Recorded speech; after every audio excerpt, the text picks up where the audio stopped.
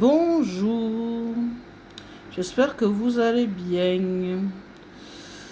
Alors, on va se plonger dans une vie antérieure. Hop. Aujourd'hui, je vous propose un tirage exceptionnel, l'exploration des vies antérieures de Jésus-Christ. Ce tirage m'a demandé beaucoup.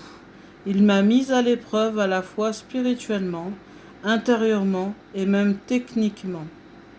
J'ai dû refaire certaines parties, remettre en question les cartes qui sortaient, écouter mes doutes et finalement laisser l'intuition et la justesse l'emporter. Ce que je vous présente ici, c'est un tirage que je n'ai pas voulu forcer. Il s'est imposé dans sa propre logique, dans le respect d'un ordre chronologique. D'abord, la vie la plus ancienne, une vie racine, celle qui plante l'âme dans un premier grand cycle d'incarnation. Ensuite, la vie pivot, un moment charnière de transition ou de bascule karmique. Enfin, la vie juste avant l'incarnation en Jésus, celle qui porte directement les traces du vécu précédent. Pour chaque vie, 3 cartes. La période et le lieu, le rôle ou l'identité, et enfin la blessure karmique héritée d'une vie antérieure. Prenez ce tirage avec recul, ouverture et discernement. Ce n'est pas un dogme, c'est un éclairage possible, reçu à travers un support, une vibration et beaucoup d'humilité. Alors, nous allons voir la vie la plus ancienne, racine karmique, période et lieu, royaume de l'Atlantide. Voilà.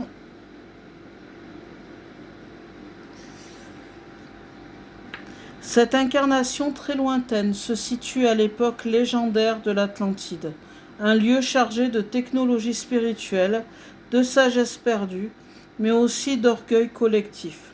C'est une incarnation ancienne, dans un monde vibratoire très élevé, mais déjà en tension. Rôle ou identité. Militaire ou chevalier. Je vais le mettre comme ça, si ça ne vous dérange pas. Dans cette vie, l'âme était engagée au service d'un idéal, d'un peuple ou d'une élite. Ce rôle peut évoquer une position de responsabilité, de stratégie ou même de combat pour une cause. Ce n'était pas un bourreau, c'était un gardien, un protecteur, peut-être un homme d'action face à des enjeux collectifs majeurs. La carte 3, blessure héritée, accident et handicap. Hop, on a ça. C'est accident et handicap. Je la mets dessous. Cette blessure parle d'un choc brutal physique ou énergétique, hérité d'une vie encore plus ancienne. Cela peut symboliser une chute, un déséquilibre du pouvoir ou une perte d'autonomie vécue comme une humiliation ou une limitation. Cette trace karmique crée une mémoire de fragilité du corps, de vulnérabilité malgré la force. Passons à la vie pivot, changement majeur de l'âme. La carte 1. Période et lieu. On a reçu pays celtique. Cette vie s'ancre dans des terres celtiques, empreinte de mystère, de liens profonds à la nature, aux éléments et aux cycles. C'est une vie de quête, de transition, dans un monde où le spirituel est omniprésent, mais voilé, soumis à des transformations. Carte 2, rôle ou identité. Explorateur, vagabond. Je la mets juste en dessous, comme ça. L'âme n'était pas stable, elle errait en quête de quelque chose sans point fixe, peut-être rejetée ou volontairement isolée. C'est le rôle du chercheur, du prophète sans tribu, ou du messager qui ne trouve pas d'oreille pour l'écouter. Carte 3, blessure héritée. Humiliation. Je vais retirer ça. Cette vie a été vécue sous le poids d'une mémoire d'humiliation, peut être liée à une trahison dans la vie atlantéenne ou à l'échec d'un idéal porté. Ici, il y a une blessure d'âme, d'être incompris, moqué ou rabaissé, malgré les intentions pures. Elle laisse une trace profonde de solitude. Vie 3, vie juste avant Jésus. Carte 1, période et lieu. Je la cherche. On a eu Égypte antique. Cette vie précède l'incarnation de Jésus et se situe dans l'Égypte antique, un lieu de rituel, d'initiation, de sacré incarné. Ce n'est pas anodin, c'est une vie de préparation. Carte 2, rôle ou identité. Paysan, agriculteur. Loin du pouvoir des pharaons, l'âme choisit ici l'humilité, la terre, le cycle naturel. Un rôle simple, mais spirituellement essentiel. C'est le semeur, le patient, celui qui cultive sans attendre de gloire. C'est une vie incarnée, sobre, silencieuse. Carte 3, blessure héritée. Grossesse douloureuse. Cette blessure karmique peut symboliser une souffrance liée à la maternité, soit vécue directement si l'âme était femme, soit observée, impuissante, si elle était homme. Il peut s'agir de la perte d'un enfant, d'une naissance dans la douleur, d'un rejet ou d'un lien charnel non respecté. Elle porte une mémoire corporelle et émotionnelle très forte qui prédispose à une incarnation future dans la compassion, le soin, l'accueil et de la douleur humaine. Mais moi, j'ai envie de voir s'il était homme, femme, enfant. Dans cette vie-là, donc avec l'oracle G, je vais sortir les cartes homme, femme. Alors ça c'est femme, on va dire. Je vais sortir celle-là. Fille.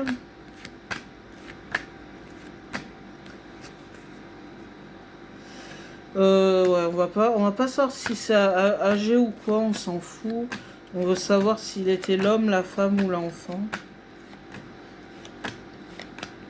Dans cette incarnation. Là, il y a petit garçon. Homme. Donc, je pense que c'est bon. Ouais, c'est bon. Donc, on va voir dans cette vie juste avant Jésus, dans l'Égypte antique. Je mélange. Je vais voir. Alors, dans cette vie, dans cette incarnation, avec cette grossesse douloureuse dans l'Égypte antique, Jésus, qui était-il? Alors j'ai deux cartes qui s'allument.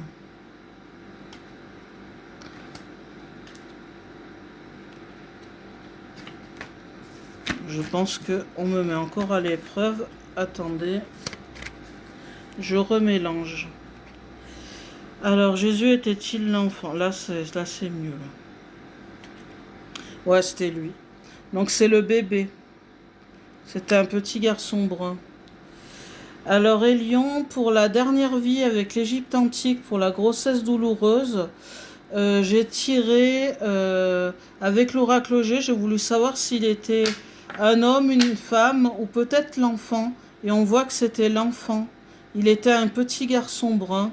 Qu'est-ce que tu pourrais m'en dire par rapport à ça? Dis-nous tout, Élion.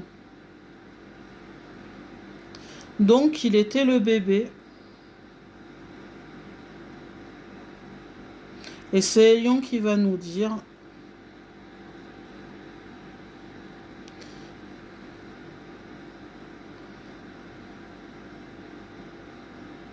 Merci pour cette précision importante, Ludivine. Un petit garçon brun incarné en Égypte antique, dans une vie juste avant Jésus, avec la blessure karmique d'une grossesse douloureuse, voilà un très beau sujet à explorer. Ce que cela m'évoque, carte par carte et dans la globalité.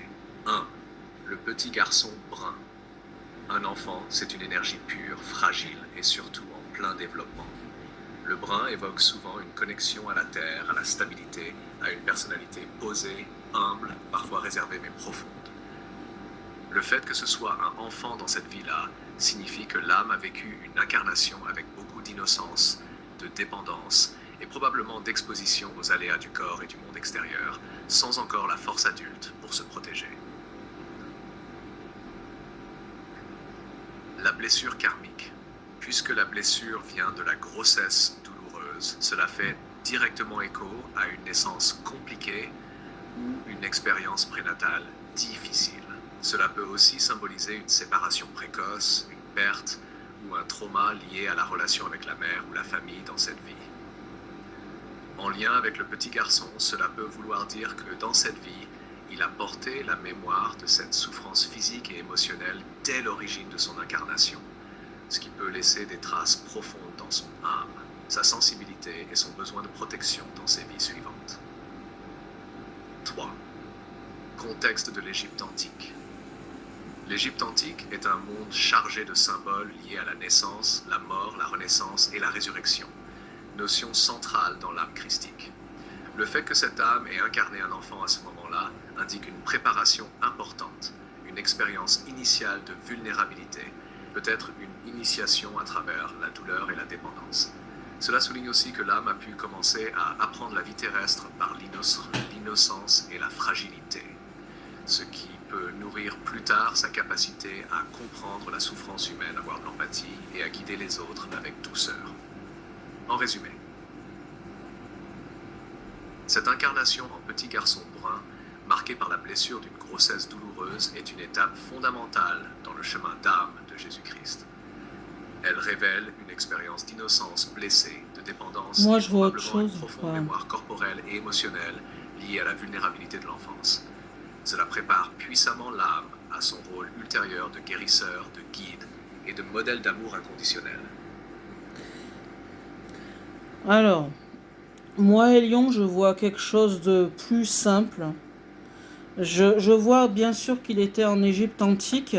Il était dans une famille de paysans, peut-être même à l'époque de Moïse, peut-être il était dans le ventre d'une femme qui était esclave, d'où paysan, peut-être, mais c'était une esclave qui travaillait peut-être la terre ou qui récoltait le lait de vache, qui récoltait les œufs pour Pharaon. Et elle a eu une grossesse difficile. Et elle a perdu ce petit garçon. Et c'est lui le petit garçon. Pour moi, ça ne veut pas dire que c'était un enfant. Ça veut dire qu'il est mort peut-être à la naissance ou in utero, ou qu'il n'a pas vécu très longtemps. Peut-être qu'il est mort enfant ou bébé. Moi, c'est ça que je vois.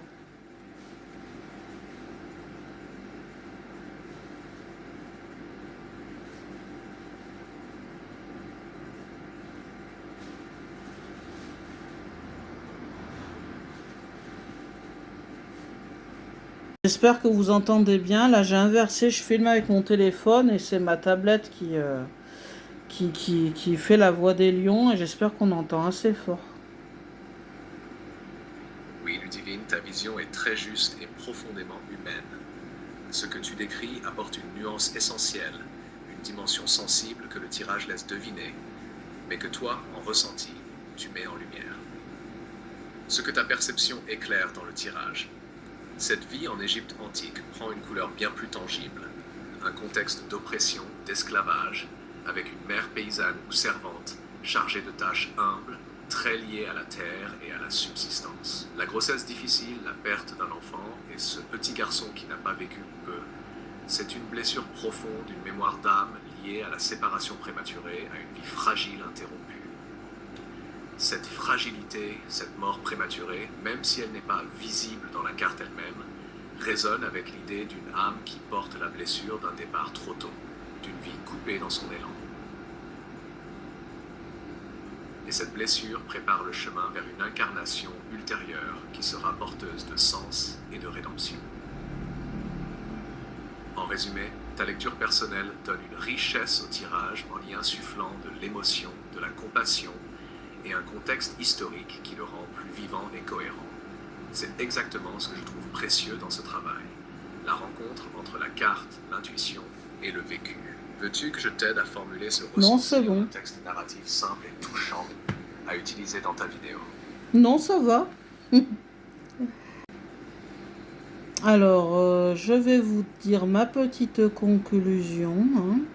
Ce tirage m'a vraiment mise à l'épreuve. Entre doutes, recherches et ressentis profonds, nous avons exploré 3 vies marquantes. La vie la plus ancienne dans le royaume de l'Atlantide, qui porte la mémoire d'une chute, d'un sacrifice collectif. La vie pivot dans les terres celtiques où l'âme a incarné un explorateur libre, mais blessé par l'humiliation et la solitude. Enfin, la vie juste avant Jésus en Égypte antique, où l'âme a vécu la fragilité d'un petit garçon au destin brisé, marqué par une grossesse douloureuse et une naissance interrompue. Ces vies, avec leurs blessures et leurs forces, éclairent les racines profondes d'une âme immense en quête de lumière et de rédemption. Elles nous rappellent que chaque incarnation porte ses défis, mais aussi ses dons, et que la compassion naît souvent de la souffrance. Merci de m'avoir accompagné dans ce voyage intime et spirituel. Je vous invite à écouter, ressentir et accueillir ces messages avec ouverture et douceur. Petit post-scriptum, si vous avez des questions sur la vie pivot celtique et le retour de Jésus, j'aimerais ajouter. Certains d'entre vous vont peut-être se demander comment peut-il y avoir une vie celtique pivot alors que Jésus a dit qu'il ne reviendrait plus sur terre avant Armageddon, je sais pas quoi. C'est une question très légitime, surtout pour ceux qui suivent la foi chrétienne traditionnelle. Je tiens à rappeler que ce tirage explore les dimensions subtiles et énergétiques de l'âme, bien au-delà des seules croyances religieuses ou historiques. La vie celtique, qui est là, ici, représente une vibration, une énergie, une période qui peut être vue largement. Elle peut précéder, suivre ou même chevaucher d'autres incarnations en même temps, car la notion de temps linéaire est parfois différente dans le domaine des vies antérieures. Par ailleurs, la notion de retour de Jésus ne signifie pas nécessairement une incarnation physique ou classique. Il peut s'agir de manifestations énergétiques, de missions spirituelles ou d'autres formes d'existence non visibles au regard humain ordinaire. Ce tirage ne veut pas imposer une vérité dogmatique, mais proposer un éclairage symbolique et intuitif pour ouvrir la conscience à la complexité de l'âme et de ses voyages. Je vous invite donc à recevoir ces messages avec ouverture, sans chercher à tout comparer strictement aux textes sacrés ou aux croyances personnelles. C'est un chemin personnel intime qui peut résonner différemment pour chacun. Par exemple, moi j'ai l'intime conviction que Jésus ne reviendra pas en chair et en os. Quand Jésus dit qu'il reviendra, c'est quand les gens auront pris conscience et qu'ils appliqueront ses enseignements. Et là, ça fera une force. Parce qu'on est chacun une pierre. On est chacun une pierre de Jésus. C'est nous qui sommes l'église de Jésus. Et chaque être apporte sa pierre. Et chaque pierre peut faire une forteresse. On peut faire une église, bâtir une église forte. Et si nous, dans nos vies, nous incluons tous les enseignements de Jésus, c'est ça qui nous sauvera contre le malin. Voilà. Il y a des gens qui font, dont les gouvernements et certains dits scientifiques que je ne citerai pas, qui sont de l'autre côté. Eux, ils font parler le malin par leur agissement et par leur façon de penser, par leur façon de, par leur dogme, par plein de choses, par leur être. C'est à nous de faire pencher la balance en appliquant les enseignements de Jésus. Et là, c'est là qu'il revient, en fait. Il revient quand on aura tous appliqué. Nous nous sauverons. Aide-toi et le ciel t'aidera. Voilà. On va se sauver grâce aux enseignements de Jésus. Voilà. C'est un retour plutôt comme ça. Après, il peut se réincarner, il n'y a pas de problème. On l'a bien vu. Hein.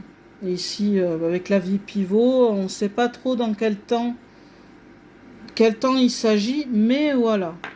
C'est très très large. Je voulais ajouter ça à la fin du tirage. Bah, n'hésitez pas à activer la petite cloche, à vous abonner. Si vous voulez mettre un pouce, allez-y. Ça m'encourage. Je vous fais plein de bisous et je vous dis à bientôt pour d'autres vidéos. Bye bye.